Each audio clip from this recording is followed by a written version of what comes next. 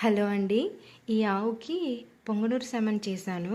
ఇప్పుడు 9th month start అయ్యింది. ఇది రెండో ఈత ఆవు. మొదటిసారి ఈనినప్పుడు దీనికి పొదుగువాపు వచ్చింది.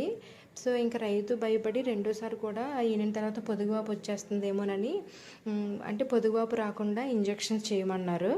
సో దీనికి నేనైతే ఇది ఇంకా ఈనడానికి 20 days టైం ఉంది. దీనికి పెయిన్ కిల్లరు అలాగే యాంటీబయాటిక్ ఆ యానిమల్ బ్లడ్ అలా ఎవిల్లో కలిపి ఇంట్రామస్కులర్ చేశాను. ఇలా ఎందుకు చేస్తాము అంటే ఆ యానిమల్కి ఆటో ఇమ్యూనిటీ కోసం, అంటే బ్లడ్లో ఎవిల్ కలిపి ఇవ్వడం వలన. అదే ఈనడానికి ఒక 3 to 4 days ముందు ఉంది అప్పుడు చేయాలి అంటే పెయిన్ కిల్లర్ అవసరం లేదు. పెయిన్ కిల్లర్ ఇవ్వడం వల్ల ఏంటంటే నొప్పులు అనేవి తగ్గిపోతాయి. సో అప్పుడు ఎవిలు ఐవర్మెక్టిన్ చేస్తాము. ఐవర్మెక్టిన్ కూడా ఆటో ఇమ్యూనిటీ కోసమే చేస్తాము.